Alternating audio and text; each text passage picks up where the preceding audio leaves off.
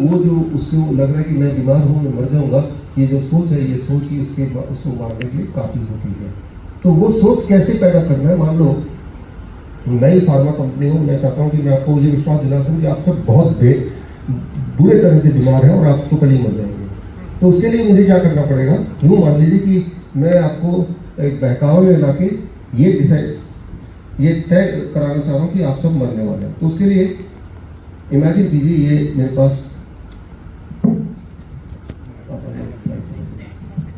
कोई hand free है, अपने पास भी कम है, और लेकिन समझाना भी सारा कुछ है, इसलिए मैं थोड़ा कुछ नमूने का सपोर्ट ले रहा हूँ, कुछ आइटम का सपोर्ट ले रहा हूँ। तो ये मान लीजिए ये फुटबॉल है, आप देख रहे हैं, दिख रहा है राइट? ये गोल पोस्ट है। ये गोल पोस्ट मैंने यहाँ पे खड़ा कर दिया, और अब आप दुनिया का एक बेहतरीन फुटबॉल खिलाड़ी ऐसे मान लेते हैं, राइट?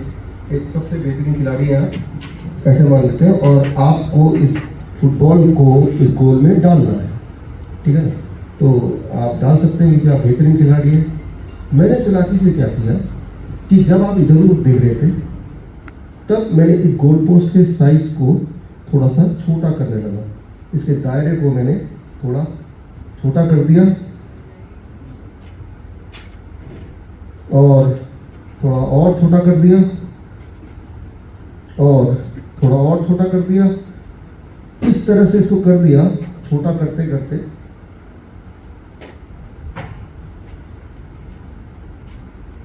कि अब इतनी सी जगह रह गई है इस बॉल को गुजरने की। तो और अब आपके लिए जितना मैं इसको छोटा करता जाऊंगा, आप समझ रहे हैं, उतना आपको इसको गोल करना मुश्किल हो जाएगा। आपको लगेगा पहले तो मैं गोल कर पाता था, ठीक है, और अब मेरे लिए गोल करना बड़ा मुश्किल हो रहा है, यानी कि मैं उतना अच्छा खिलाड़ी नहीं हूँ। लेकिन चालाकी क्या है? चालाकी यही है कि जब भी वो खिलाड़ी देख नहीं रहा है, मैं गोल पोस्ट को इस तरह छोटा कर रहा हूँ कि उसे पता ना चले, और अगली बार करते करते एक टाइम आएगा कि गोल पोस्ट को इतना छोटा कर दूंगा कि फुटबॉल के साइज से भी छोटा, तो धुरंधर कितना भी खिलाड़ी हो वो गोल कर ही नहीं पाएगा, और विश्वास हो जाएगा कि भाई मैं तो एक फेलियर हूँ, मैं फुटबॉल खेलना ही छोड़ देता हूँ। अब इसको अगर हम आज के सिनेरियो में करें तो कुछ इस तरह से होगा। कोलेस्ट्रॉल से शुरू करते हैं। कोलेस्ट्रॉल की कहानी 1978 के आसपास शुरू हुई थी कि कोलेस्ट्रॉल ज़्यादा होने से हार्ट अटैक होता है, हार्ट डिजीज होता है। लेकिन उस वक्त टोटल कोलेस्ट्रॉल कितना होना चाहिए? जैसा आप देख रहे हैं यहाँ पे, 300 से ज़्यादा होगा तो उसे हाई कोलेस्ट्रॉल मानेंगे। फिर क्या किया, कुछ साल के अंदर उसको चुपके चुपके चुपके गोल पोस्ट को छोटा करके 250 कर दिया। फिर कुछ साल और बीते, उसको 200 कर दिया। तो जैसे जैसे गोल पोस्ट छोटा होगा वैसे वैसे क्या होगा, नंबर ऑफ पीपल जो कि हाई कोलेस्ट्रॉल माने जाएंगे उनका संख्या बढ़ जाएगी, है ना? तो लेकिन सबको ये लगेगा, डॉक्टर से इतना बताते हैं कि आपका कोलेस्ट्रॉल ज़्यादा है, राइट? जबकि जाने का डेफिनेशन क्या है? That is changing every time, right? जिस तरह से डॉक्टर वो बोलेगा कि आप गोल नहीं कर पा रहे हो, लेकिन ये नहीं बताएगा कि गोल धीरे धीरे छोटा होता जा रहा है, स्पीड होता जा रहा है, राइट? तो वैसे कोई भी पैरामीटर देख लें, दुनिया में जितने पैरामीटर बने हैं, 2003 से पहले 0.1 से लेकर 6 तक नॉर्मल रेंज माना जाता था, उसके ज़्यादा अलग होगा तो ही थायराइड माना जाता है। लेकिन 2003 में चुपके से गोल पोस्ट को छोटा कर दिया 0.323। तो इसका मतलब यह है कि एक टाइम पे जो लोग 5 वाला आदमी था, जो नॉर्मल के रेंज में था, अब वो वही वाला 5 वाला को बोलेगा अब तो थायराइड के पेशेंट को आपको तो दवाई लेनी चाहिए, वो मान भी जाएगा। क्यों? कि गोल पोस्ट को छोटा किया जा रहा है, और जो छोटा हो रहा है वो आपको पता ही नहीं। अब मान लीजिए ब्लड प्रेशर की बात करते हैं। अब हाई ब्लड प्रेशर आपको ये बोलते हैं ना, अब कितने वो हाई माने, इसकी क्या डेफिनेशन है? तो अलग अलग संस्था ने अपनी डेफिनेशन निकाल दी। WHO ने बोला 120/80 होना चाहिए, नेशनल इंस्टीट्यूट ऑफ हेल्थ ने बोला 120/80 होना चाहिए, यूरोपियन गाइडलाइन ने बोला 140/90, कॉर्पोरेट ने बोला 160/100, जॉइंट नेशनल कमेटी रिपोर्ट 8 150/90, इससे ऊपर होगा तो हम हाई ब्लड प्रेशर मान लेंगे इसको। आपकी अगर मेडिकल की कंपनी है, ब्लड प्रेशर की दवाई बनाने वाली कंपनी है, इनमें से कौन सा वाला गाइडलाइन आपको पसंद आएगा? 120/80 उसी का प्रचार आप करेंगे, सारे डॉक्टरों को वही सिखाएंगे, सारे एडवर्टाइजमेंट में वही लिखेंगे, है ना? तो अब यहाँ पे इम्पोर्टेंट बात यह है कि 120/80 ये आंकड़ा भी अगर आया तो कहाँ से आया आंकड़ा, ये समझना आपके लिए जरूरी है। From where this number is come. तो मैं जाऊँगा फिर अगर मुझे ध्यान रहेगा सुधीर भाई के लिए मुझे एक जोड़ी चप्पल ले लेंगे, लेकिन उनका साइज तो दिया नहीं मैंने।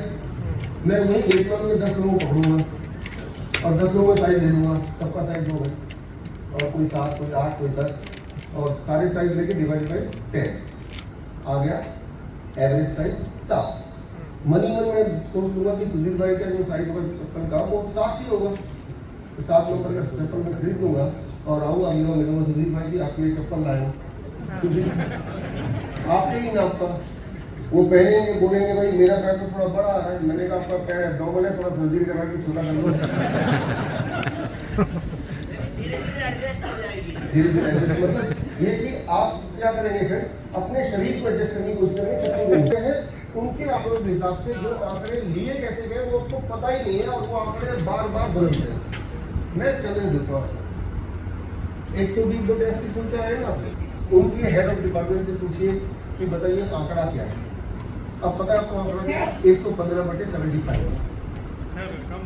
हाँ और कम हो गया तो इस साल के अंत तक अब वो 110/70 हो जाएगा, यानी कि तब वही इंसान हेल्दी माना जाएगा जो अपना ब्लड प्रेशर चेक नहीं कराएगा। जो भी चेक कराएगा इतना कम तो होगा नहीं, तो भाई आपको ब्लड प्रेशर की दवाई लो, वही वाली हालत हुई भाई जैसे कि आपका साइज तो बड़ा है सर्जरी कराओ, या साइज तो छोटा है तो खींच के बड़ा करो।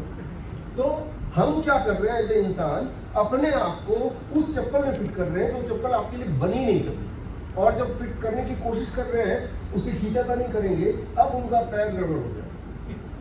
फिर बोलेंगे डॉक्टर बोलेगा देखा मैंने तो पहले ही बोला था आपका पैर गड़बड़ है, तो वो पहले नहीं था ओरिजिनली, बट इस तरह से उसको पेश कर दिया गया। अब अगर हम बोलें कि इतना ब्लड प्रेशर कितना हाई होना चाहिए कि किस चीज़ को माने इनमें से, तो उसके लिए एक उदाहरण देता हूँ मैं आपको। नॉर्वे एक देश है जहाँ पे लोग 80 साल से ऊपर आम ब्लड प्रेशर 150/90 से ऊपर है, जबकि वो सबसे हेल्दीएस्ट लोग। यहाँ से अगर कोई डॉक्टर नॉर्वे चला जाए और लोगों के ब्लड प्रेशर चेक करेगा तो क्या बोलेगा? अरे बाप रे, सबके हाई ब्लड प्रेशर, सबके हार्ट अटैक से मरेंगे, सबको गोली खिलाने 120/80 यही बोलेंगे ना। तो गांधी जी का ब्लड प्रेशर कितना लगता था? 200/100। तो क्या आपको लगता है बीमार थे, थके हुए थे, एनर्जी नहीं था, हार्ट अटैक आ जाता, ऐसा लगता? तो ब्लड प्रेशर जो है चप्पल की साइज की तरह, किसी का 4 भी हो सकता है तो किसी का 11 भी हो सकता है, वो उसका नॉर्मल है, 4 वाले का अपना नॉर्मल है, वो कंफर्टेबल है कि नहीं। मेरी वाइफ का ब्लड प्रेशर पिछले 20 साल से मैं देखता हूँ कि 100/60 रहता है, तो वो उसका नॉर्मल है, दैट इज हर नॉर्मल। उसका अगर 120/80 आ जाएगा तो मैं बोलूँगी अरे हाई ब्लड प्रेशर हो गया।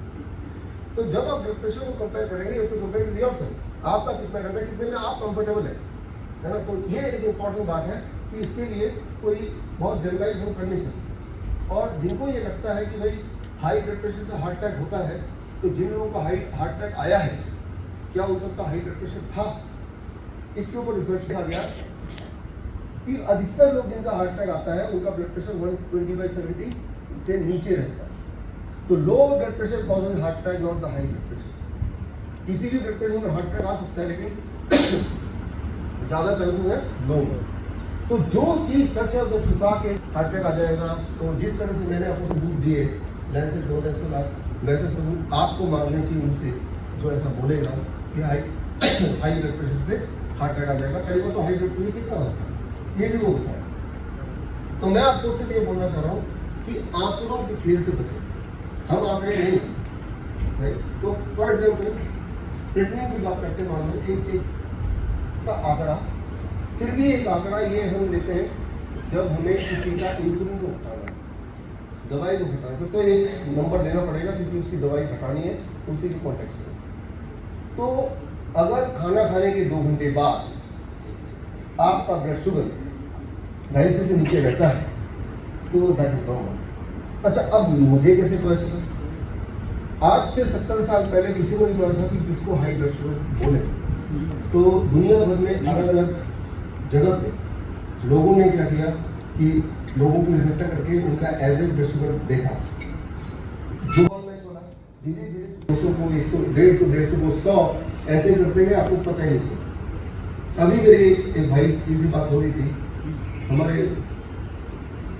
यहीं पे थे, उनका ब्लड शुगर है 107। कहते हैं मेरा तो हाई ब्लड शुगर, क्योंकि उन्होंने अपने दिमाग में गोल पोस्ट कर लिया हो 100। अब उस जो ऑलरेडी नॉर्मल है उसको और नीचे लाने के लिए दवाई लेंगे, अब खेल शुरू हो जाएगा। जो कि इनका पैर पहले से ठीक है, लेकिन उस साइज में फिट करने के लिए सर्जरी कराएंगे, अब इनका पैर गड़बड़ हो जाएगा। इसको समझने की जरूरत है। जो बातें मैं आपको बता रहा हूँ, उनके सबूत भी साथ साथ मैं देते जा रहा हूँ। फॉर एग्जाम्पल अभी जो बात बताया उसका सबूत के लिए ये किताब है, न्यू डायबिटीज गाइडलाइंस में पढ़िएगा, ये लिंक है, यहाँ से फ्री डाउनलोड हो सकता है। वह तो दुनिया भर के अलग अलग साइट में बिकता भी है, पर यहाँ से फ्रीली डाउनलोड कर सकते हैं। सिमिलरली ब्लड प्रेशर, ऊपर का आंकड़ा और नीचे का आंकड़ा दोनों को प्लस कर लीजिए, दोनों का 250 से नीचे तो बिल्कुल ठीक है। 150/90 क्योंकि कितना हो, दोनों को जोड़ेंगे तो 240, 250 से नीचे। अब जो मैं नंबर पेश कर रहा हूँ, इसके पीछे का साइंस क्या है अगर आपको जानना है तो इस लिंक में जाएंगे तो वो किताब के साथ मिल जाएगा। कोलेस्ट्रॉल, टोटल कोलेस्ट्रॉल, कोई बोलता है ट्राइग्लिसराइड मेरा ठीक नहीं है, मैं एलडीएल ठीक नहीं है, एचडीएल ठीक नहीं है, उसको छोड़िए। टोटल कोलेस्ट्रॉल 250 से नीचे है तो सब कुछ ठीक है। तो ये एक आंकड़ा अगर देखना है तो इस तरह से देखिए, और ये जो आंकड़ा है, ये आंकड़ा फिर भी वाइड स्प्रेड तरीके से यूनिवर्सली एप्लीकेबल है।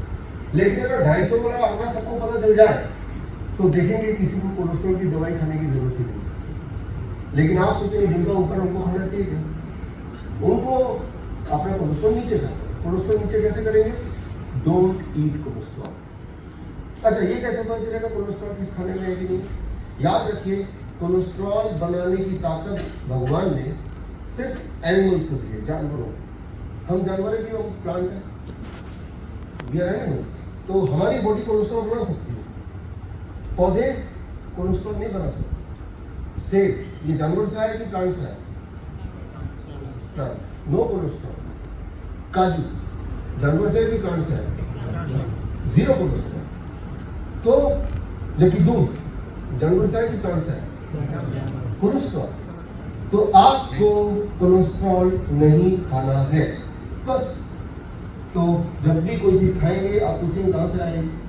अच्छा, जानवर से आएगा नहीं, अच्छा प्लांट से आएगा, इतना ही तो करना है। आपकी बॉडी उतनी ही कोलेस्ट्रॉल बनाती है जितनी उसको जरूरत है, लेकिन जब आप ऊपर से खा रहे हैं वही अधिक हो रहा है। तो बजाय इसके कि हम ये बोले कि डोंट ईट कोलेस्ट्रॉल, डॉक्टर बोलेंगे दवाई भी खाना, वही सर्जरी वाला।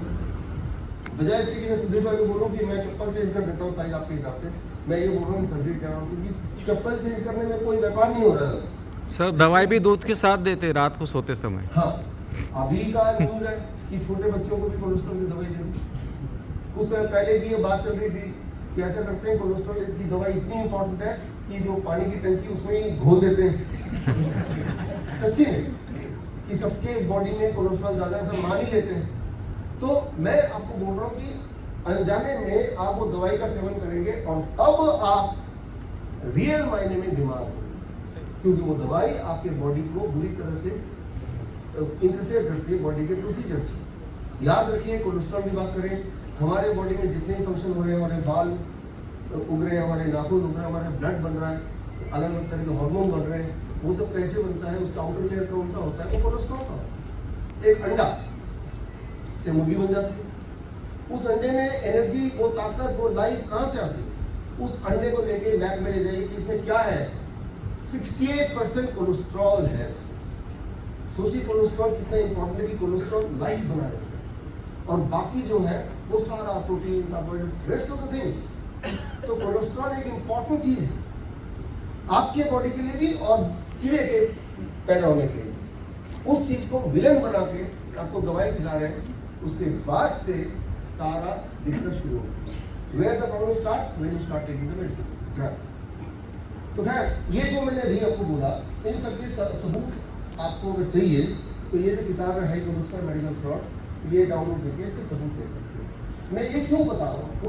क्योंकि आपको बीमारी से मुझे नहीं बचाना, डायग्नोसिस से उससे बचाना। ज़्यादातर लोग बीमार नहीं पड़ते, इस जंजाल में फंसते और वो दवाई लेते हैं, अब बीमार पड़ गए इन ट्रू सेंस, फिर और दवाई लेते हैं, दैट इज अ ट्रैप। एक उदाहरण लेकर सिखाता हूँ, बड़ा इंपॉर्टेंट है। मान लो किडनी के पेशेंट्स, अभी आप देख रहे होंगे 4 साल पहले तक किडनी का पेशेंट ढूंढने के लिए थोड़ा टाइम लगता होगा। आज अगर मैं बोलूँ किडनी का पेशेंट जैसे नाम लिया, आप सबके जहन में अपने आसपास ही खूब सारे लोग मिल गए होंगे, है ना, कि ये भी या मैं भी, है ना।